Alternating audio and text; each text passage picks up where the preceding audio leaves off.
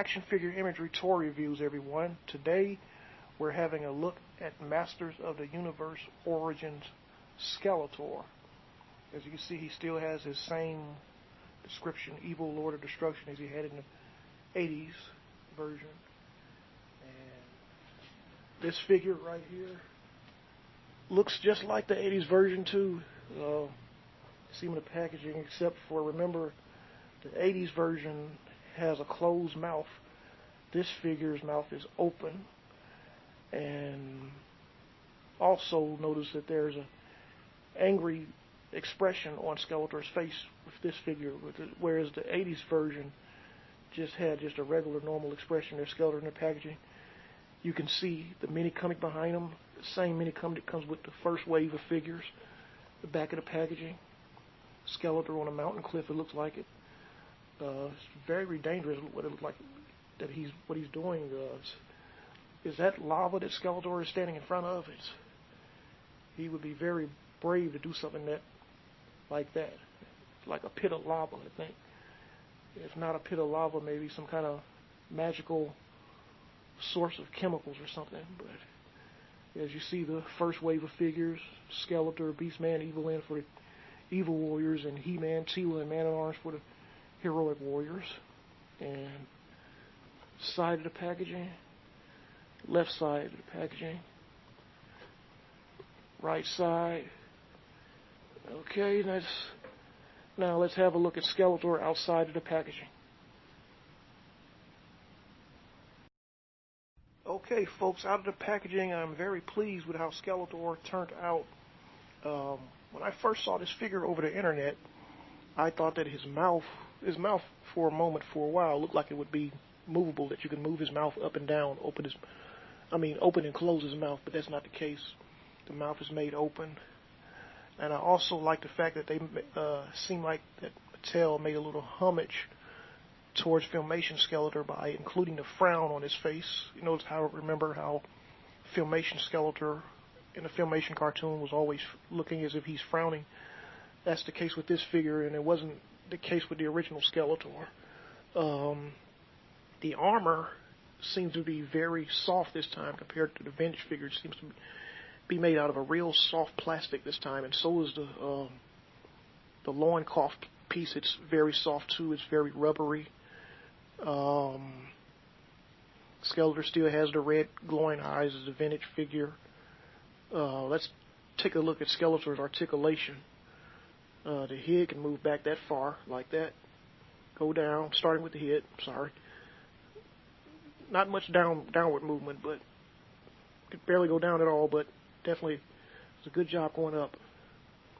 Arms can move outward like that. Can bend the elbow, and you can twist. Got a wrist pivot, swivel in the wrist.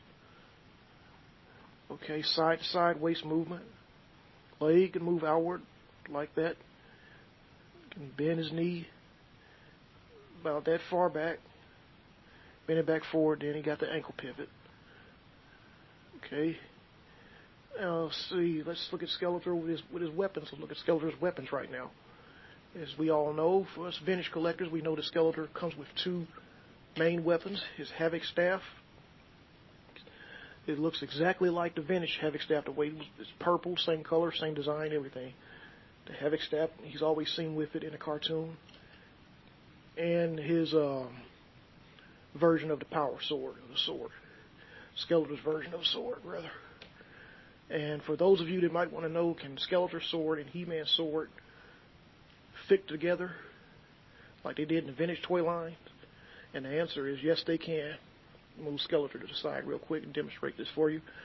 But here are two swords, He-Man's sword, Skeletor's sword. Okay. Turn them around. Okay. If you can see, He-Man's sword has the two pegs for fitting.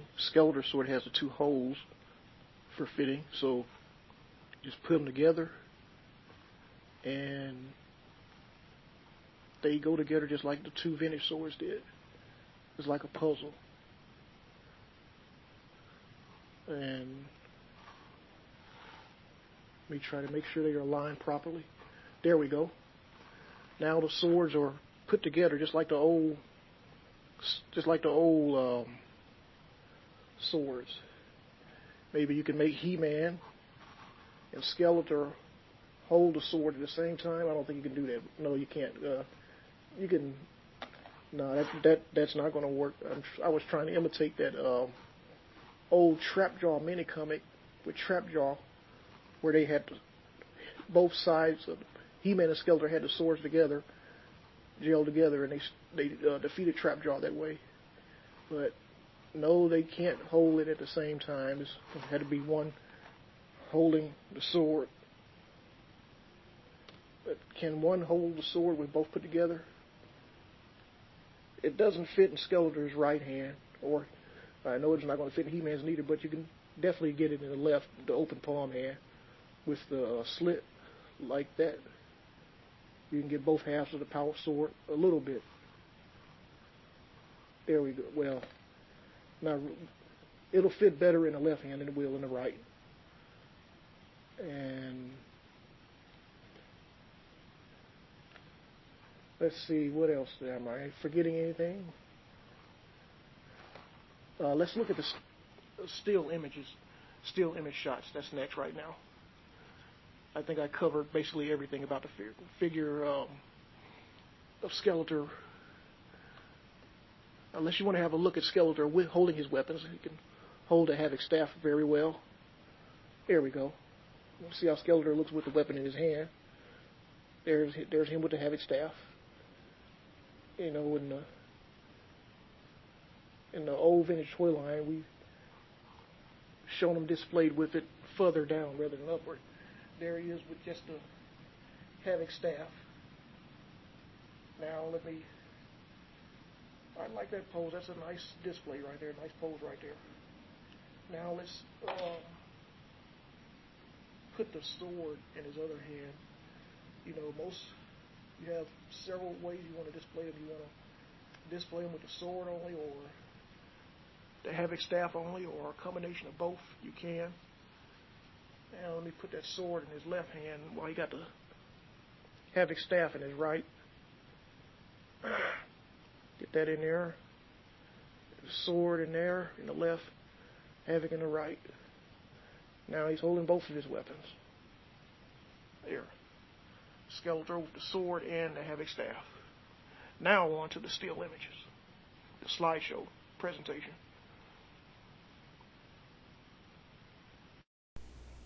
Okay, folks, here's a slideshow presentation of Skeletor as he appears in the packaging.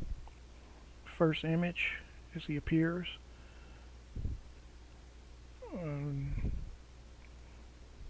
That's the left side view of how he looks in the packaging.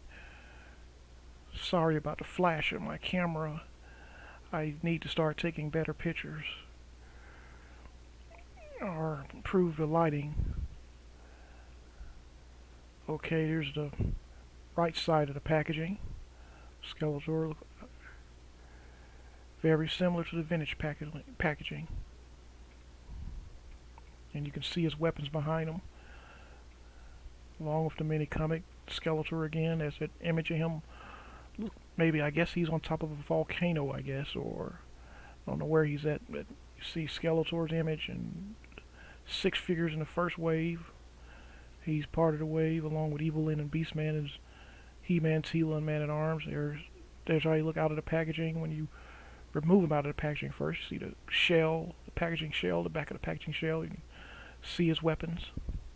You see his Havoc staff and see his version of the power sword. And comparison shot with him in Origins He-Man, as seen previously in the He-Man Origins review video. Same photograph, same image. And it's Skeletor right there with every accessory comes with all his weapons. His armor, his sword, his Havoc staff. A complete Skeletor you're looking at right there. Profile image. Right out of the packaging. Right side view of Skeletor. Like I mentioned earlier, it would be nice if that mouth could open up and down, close up and down. Since the vintage figure came with a closed mouth. back view of Skeletor. Very similar to the vintage figure. Armor, like I mentioned again, the armor is made up of soft rubbery plastic. It's not hard armor. It's the left side view profile of Skeletor.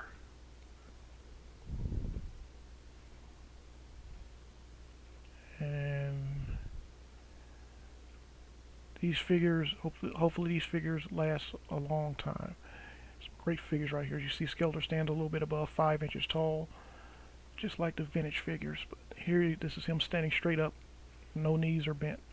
He's standing straight. They're almost 6 inches tall, it seems, but they're not quite there yet. And there's the same image you saw in an earlier video of He-Man, with the two swords put together. Just the same action features as the vintage 80s line, where both of those swords fit together. Also, there's Skeletor next to a Masters Universe Classics Whiplash. Remember, if you remember the 2000X cartoons, some characters were bigger than others. Whiplash was one of them. If you want to recreate a 2000X like scenery, you can by doing this. Even with Whiplash's legs bent, he's still taller than Skeletor, as you see. And also, notice the pose. I got Skeletor in like a spell casting pose with his hand palm out. Skeletor next to a vintage Faker figure. I bent Skeletor's knees in this photograph to make him match the height of the vintage Faker, and as you can see, they do match. So, as mentioned earlier in the earlier video of He-Man, Origins and vintage figures can match height-wise if you bend the knees of the Origins. My efforts at making Skeletor, turning Skeletor into posing him into a spell casting pose, like he's casting a spell with his wide open palm and holding a sword in his right hand, casting a spell with his left hand. If you remember that old Filmation pose that he did in the Filmation cartoon whenever he laughed and how he threw his arms up in the air and backed his head back, that's my attempt at that right there, if you remember that. Skeletor in another spell casting pose from a different angle. I got his palm out like he pretended as he's shooting laser beams out of his hand or lightning bolts or whatever. Handles perfect with spell casting pose. And there's that mini comic again that comes with all 6 figures of the vintage wave. You've seen this previously in the He-Man video that I reviewed earlier. Now here it is again, Skeletor.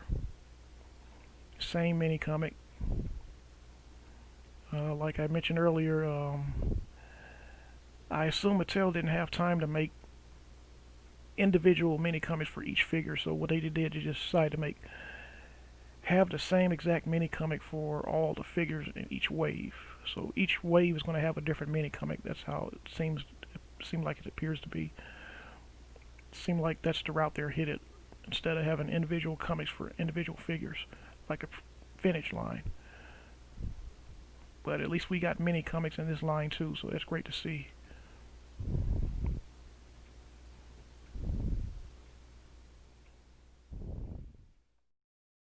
Okay, folks, final thoughts. Overall, on a Skeletor figure, I'm very pleased. Just have a few minor complaints. The Havoc staff sometimes fall out of his hand sometimes. That's why I have him currently as if he's about to hold it with 2 hands rather than 1.